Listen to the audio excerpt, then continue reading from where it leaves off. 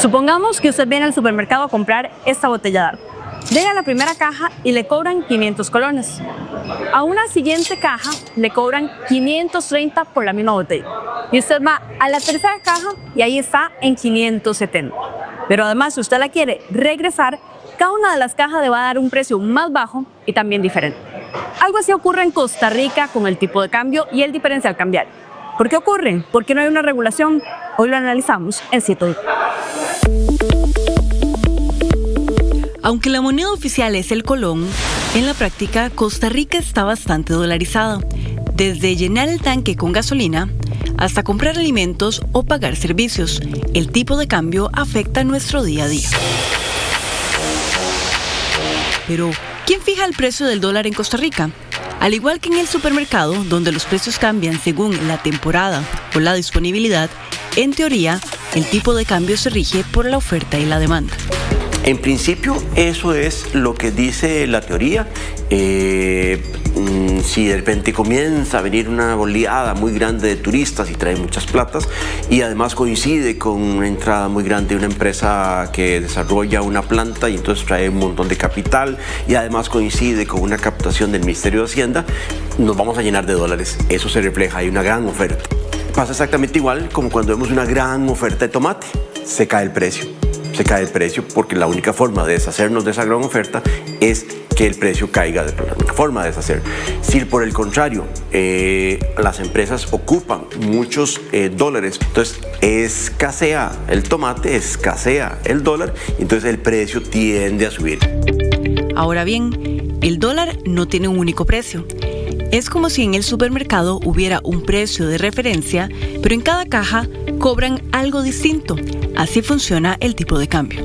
Los tipos de cambio de referencia es un cálculo que hace el banco con las transacciones del día anterior. Entonces, con los tipos de cambio efectivos de compra y de venta, entonces se calcula un tipo de cambio de compra, un tipo de cambio de venta, se hace la diferencia y pero eso fue, el que estoy viendo hoy fue el de ayer y el de hoy lo veré hasta mañana. O sea, no es para las transacciones del día. El Banco Central a nadie le dice este es el tipo de cambio que tiene que transar, no. Y no hay ninguna regulación que limite esas diferencias. Veamos un ejemplo con los precios del 28 de abril de 2025. Mientras en ARI Casa de Cambio Internacional cada dólar se compraba en 505 colones y se vendía en 507, una diferencia de menos de 2 colones, en el banco CMB la brecha era de 24 colones y en Global Exchange la diferencia superaba los 185 colones. El valor que los bancos establecen muchas veces va en función de lo que significa para los bancos realizar transacciones en moneda extranjera. Si los bancos tuvieran muchos dólares, probablemente no estarían interesados en comprar más y establecen un valor de compra más bajo.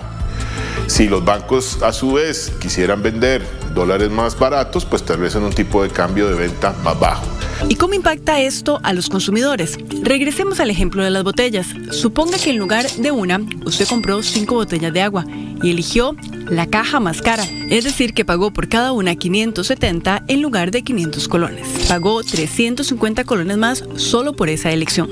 Es técnicamente igual que lo que pasaría con el tomate. Si el tomate en el mercado está a 3.000 colones el kilo y a mí se me ocurre venderlo en 5.000, muy probablemente nadie me compre y me quedo con el tomate. Lo que pasa es que si yo vendo tomate en un lugar donde nadie más tiene tomate y todo el mundo ocupa, yo voy a hacer fiesta.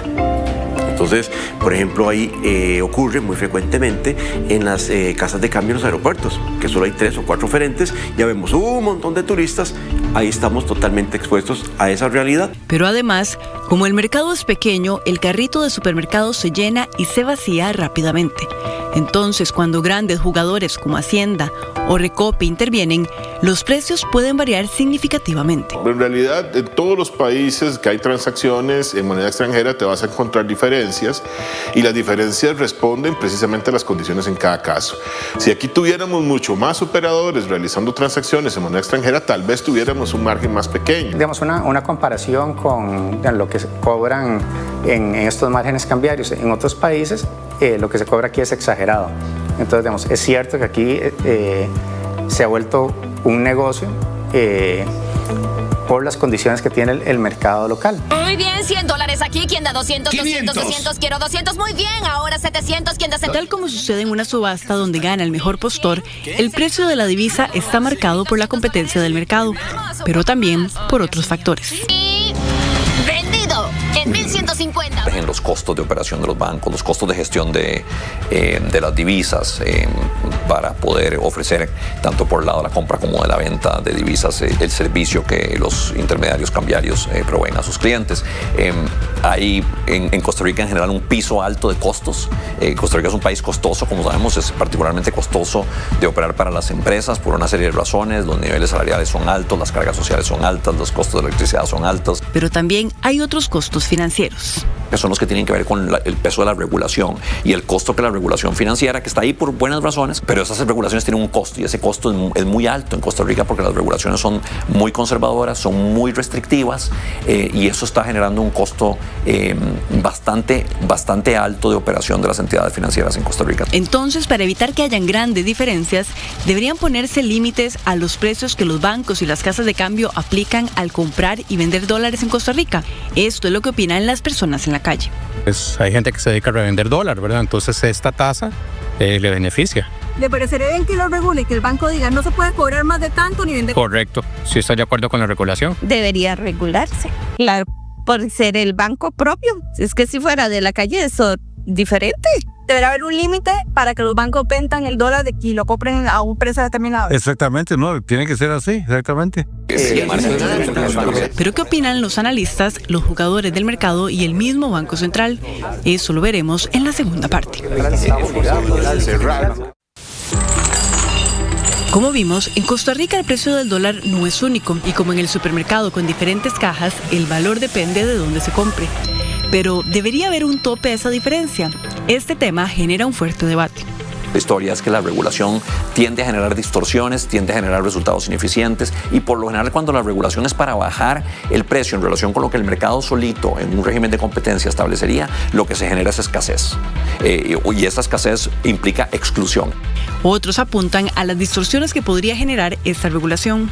Los controles de precios, lo sabemos históricamente, lo que generan son mercados negros y es resolver una distorsión con otra distorsión. Si al final esta diferencia le sirve a las entidades financieras para recuperar los recursos que le cuesta realizar transacciones en dólares, cerrarlo lo que haría es disminuir los ingresos que se está percibiendo y podría haber operadores más pequeños que digan yo me salgo porque esto no me está rindiendo. ¿Qué dice el Banco Central? Tendríamos que hacer el caso de que hay una distorsión de mercado, probarla y entonces uno podría hacer, pero el Banco Central desde hace mucho tiempo, no desde ahora, lo mismo con tasas de interés y con tipos de cambio, se ha salido de la fijación de precios.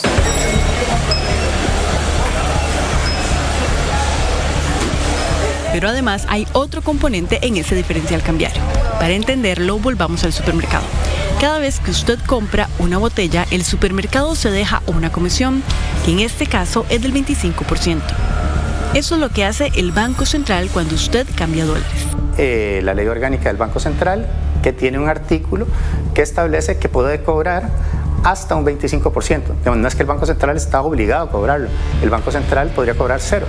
Y muchos costarricenses he escuchado en los últimos días dicen el diferencial cambiario, la oferta y la demanda es muy alto.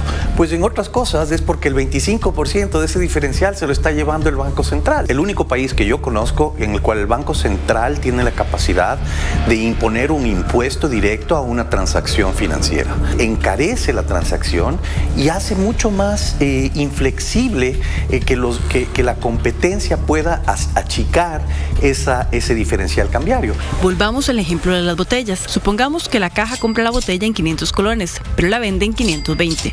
Entonces, el Banco Central se deja 5 colones por esa transacción. Suena poco, pero ahora supongamos que en lugar de una botella son 1000. Entonces, el banco se deja 5000. Para 2023, el Banco Central recibió casi 60.000 millones de colones por este rubro y en el 2024 62.000 millones de colones. ¿Pero en qué utiliza ese dinero? Parte de los ingresos que tiene el banco que los utiliza en sus gastos. El banco, recuérdese que el banco es deficitario, son mayores los gastos que los ingresos, entonces para financiar parte de esos gastos hay una serie de tareas que se le asignan al Banco Central que se le asignó al Banco Central el hacer el trabajo, pero no se le asignó la fuente de ingreso. Entonces el Banco Central tiene que buscar esos ingresos de alguna forma. Quienes piden eliminarlo dicen que estos colones podrían quedar en el bolsillo de la gente. Nosotros estamos ya a punto de presentar un proyecto de ley para derogar ese artículo que le permite cobrar ese 25%. Entonces, si simplemente se elimina ese 25%, el costo de transacción de estar cambiando de moneda en Costa Rica caería. Lo que podría ocurrir es que se elimina eso y que no necesariamente se transmite a los precios de los consumidores, en menores tipos de cambio de venta y mayores tipos de cambio de compra. Eso probablemente habría que verlo.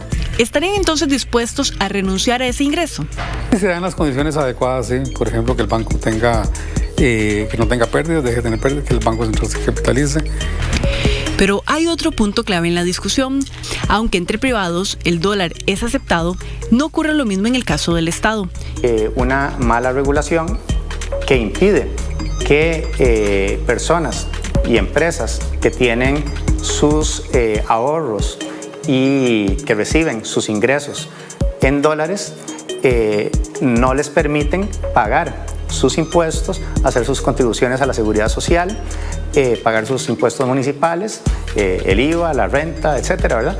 En la moneda en que prefieren tener sus ahorros o que reciben sus ingresos. La iniciativa de ley 24.877 del diputado oficialista Daniel Vargas apunta a eliminar esta restricción que obliga al Estado a no aceptar dólares. Hay una demanda ficticia, un costo adicional, lo que llamamos un costo político, que no debería existir para las transacciones. Y esa demanda adicional de colones, que es significativa, el efecto nómina es más del 40%. Se puede medir los 15 y los 30 de cada mes, las transacciones cambiarias, porque la gente en esos días necesita más colones. Entonces, si la gente puede pagar sus impuestos en dólares, le quita esa demanda adicional al colón, que está haciendo que el tipo de cambio siga revaluándose con una demanda ficticia. ¿Cómo lo analiza el Banco Central? Le trasladaría el riesgo cambiario a la entidad pública. Entonces, porque igual la entidad pública tiene que hacer algunos gastos de colones, entonces tiene que igual que ir a vender los dólares, entonces el riesgo cambiario quedaría para la entidad pública. Entonces, cuando el riesgo cambiario está a favor de alguien, le llevo los colones a la entidad pública. Cuando el riesgo cambiario me puede perjudicar a mí, entonces se los llevo a esa entidad pública. No estoy seguro de que eso sea, como usted dijo, una buena idea de trasladarle todo el riesgo cambiario al sector público. Por ahora, son solo proyectos. Y mientras la discusión avanza, en el bolsillo, nada cambia.